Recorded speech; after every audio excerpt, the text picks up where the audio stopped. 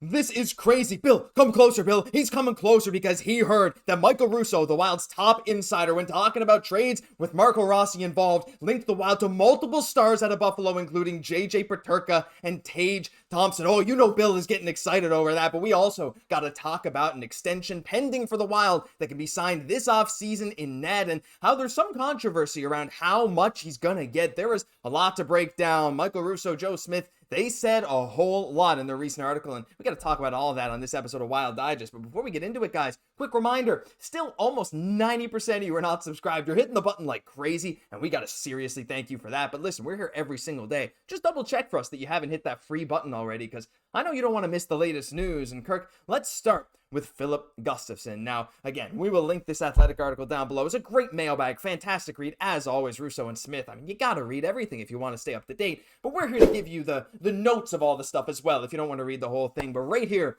they were talking about Filip Gustavsson. Now, Joe Smith was saying how Evolving Hockey's model has Gus at $7.6 million, and the writers had 5 years at $5 million. Russo's look 5 by 5 seems a little light. Logan Thompson just signed for 5.85 per, Blackwood at 5.25, so we'll see. The risk awaiting, of course, is that he has a monster season and Wallstedt struggles again. And Kirk, if that happens, let's be honest, like, that absolutely could happen. And if that's the case, Filip Gustavsson's going to be in for a big payday. Now, Evolving Hockey has him at 7.605. Scotiastat has him at lower, but the comparables, there aren't that many goalies who have a similar comparison profile to Gustavsson, so this is definitely not going to be 5 years at $4 million. I think somewhere in the middle, around $6 million is the number, Kirk. But again, there is a lot of risk if you wait too long, and he has a great year.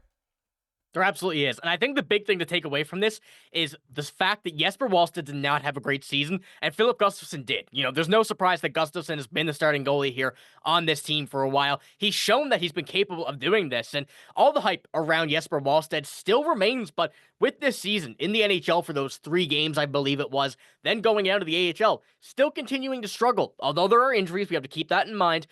This is just giving Gustavsson another reason to want to stay, get the money, and get as much as he can. And it's going to be an interesting decision for the Minnesota Wild, what they want to do, whether or not they want to go out, give them that extra bit of money for security's sakes, or give them that little payday, go back and get it done quick. I think there's lots of options here, but Filip Gustavsson has proved that he's going to be in net for the Minnesota Wild, I think, for a long time. And if that didn't confirm it, Jesper Wallstedt's performance thus far, hopefully it'll change around very, very quickly. But that has at least confirmed Filip Gustavsson to be here for another couple years after this one. Oh, for sure. And, like, honestly, spoiled with riches at this point because, like, yeah, we want Wallstedt to be the guy of the future, but Gus has kind of proven that he can be. He's not old. Like, he's 26 years old, Kirk. And, I mean, we signed him for a big deal at, like, 5 or 6 years at $6 million.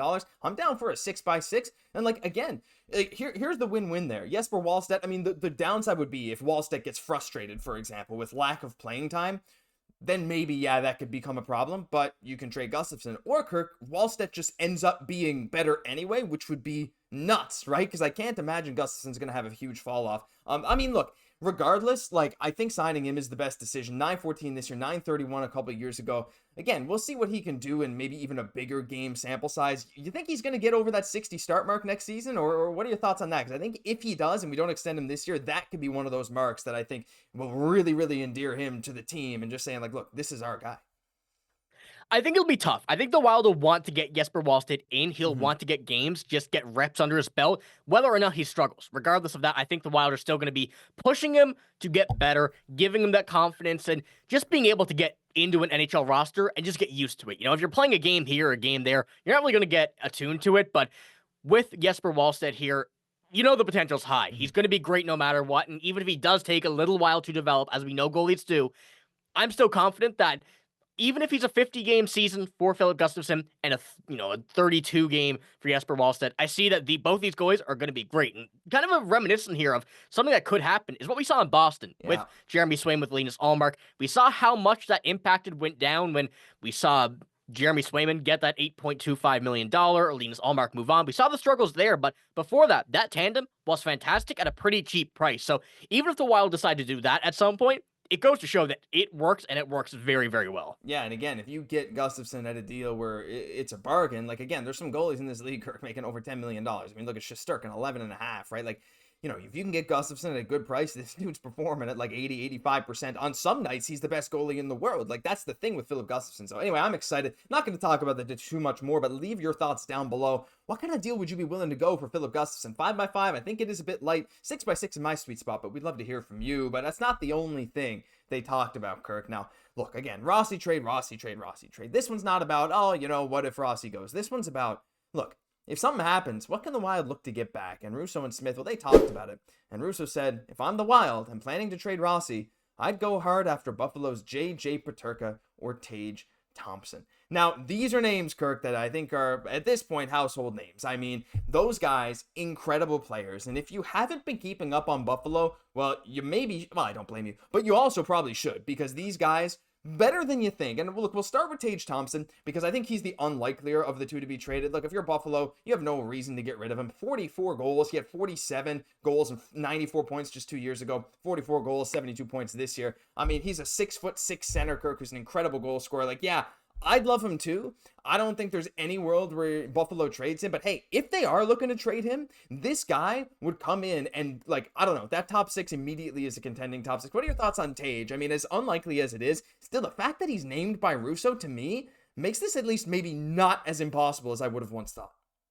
Yeah, it's definitely the unlikelier of the two. However, putting him into this top six, showing what he's been able to do on a Buffalo team, which, let's be honest, a great roster, terrible system, terrible team, it really makes no sense, but it goes to show that when you're putting a player in there, it may not work. So there is some kind of idea that I can see where Buffalo would consider trading him, although I don't think they'll go out of their way to do it.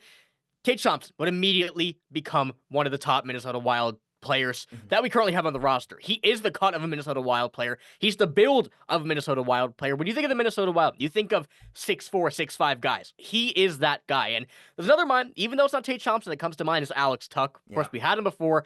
I could see him kind of in that same realm, less likely than, you know, J.J. Peterka probably, where a bit of an age difference, but Alex Tuch's another name that I think could fit in this lineup, could fit into the Wild build, but Tage Thompson, definitely the unlikelier of the two, but boy, would I be happy if Tage Thompson could crack this lineup somehow. I mean, imagine. But I mean, look, if the Wild are in on him, I think a lot of other teams will be too. But look, we have some draft capital. We have Marco Rossi. We have some stuff that we could offer.